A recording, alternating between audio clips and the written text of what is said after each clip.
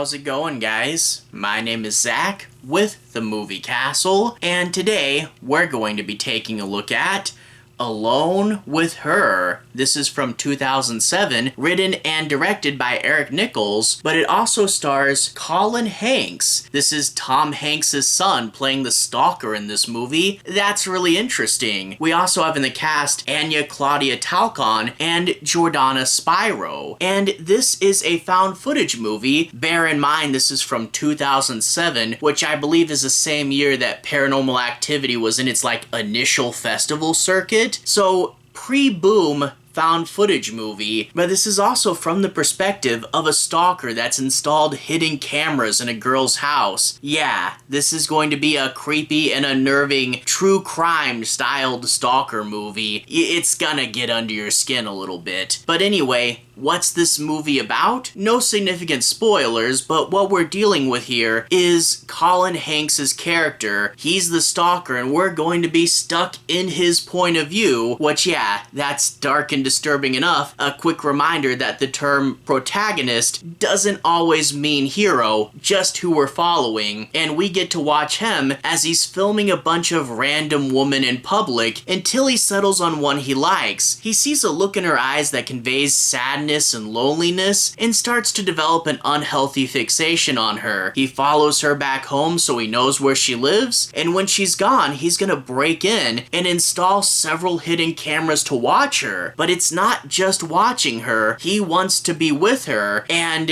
he's going to start to use the cameras to worm his way into her life. He's going to bump into her at a coffee shop, and she thinks it's just a chance encounter, and oh, he just happened to see the movie that I just happened to see last night. We're gonna strike up a conversation about it, and one of the creepy parts is she has no idea, because legitimately, why would you expect this guy doing something so crazy and extreme? He starts to become one of her friends, and he's inching his way closer and closer. She doesn't know, but the audience does. And that puts us in this super awkward and super tense position because we're following the bad guy around. So yeah, a really interesting and different setup. I should also point out the found footage is used really good here. The color grade looks like a real digital camera from the time. The angles are put where it's not always perfectly framed, and we actually go a long time before we see a close-up of Colin Hanks' face, giving him that kind of mysterious appearance. You know, you're not really sure who we're even dealing with. But so much of this movie is also done as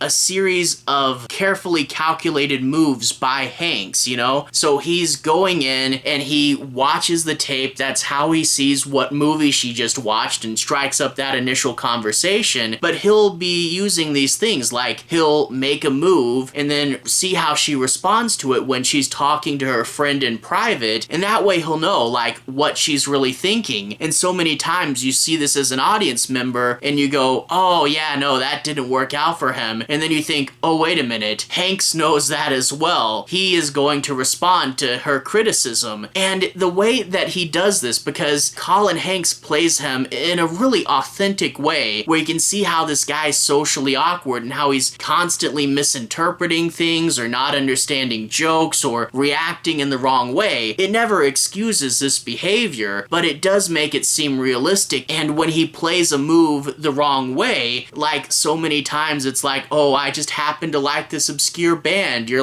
no, don't play that card, that's too obvious, you know? Or he starts to excuse something just kind of out of the blue, oh, I meant to say this, and that's because he heard someone say that was weird over the tapes, and you're oh man, no, you're gonna play this situation totally wrong. It's gonna wreck and burn out really badly. And you see when things don't quite work, the girl at one point almost goes on a date with someone else, and Colin Hanks hears about this through the cameras and goes and poisons one of her drinks so that she gets sick the next day and can't go. And you see what he's willing to do to her to try to get what he wants, and that also leaves the subtle and foreboding thing in your head of, what if she does find out about the cameras? What if she does figure out what's going on? It could lead to a bunch bunch of violence really quick. But another unnerving thing with this movie is so many times he does come so close to legitimately getting her. Like the initial conversation in the cafe where he brings up the movie that she had just watched and he starts to talk with her about it. She's smiling and happy because, hey, she just met a new friend that likes the same movie she does, and she's being positive and receptive towards him, but he doesn't know how to carry on this conversation. It is super awkward, but it goes the whole time where he's doing all these moves with the cameras, where he's pivoting the situation just perfectly, and you're wondering, is she going to legitimately fall into this trap or not? Again, like I said, super, super creepy. And I also want to say, like, it doesn't rely on a bunch of jump scares. It again is focusing on being a real found footage movie, so it's not going to be in-your-face horror. Naturally, when we get farther towards the end, things are going to heat up a little bit more, and to be honest, a few times it kind of feels out of place because we're used to everything being such this slow and simmering horror. But when it gets to the end, it does get pretty intense, and I won't say what happens, but yes, this is a very creepy and dangerous movie. And yeah, that perspective is just so super uncomfortable, and it's acted really good by all the actors. Again, it feels super believable and is a case of a horror movie that could totally be true and could totally happen in real life. And the fact that this was made in 2007 and so much time has passed and cameras have only gotten better and better, yeah, creepy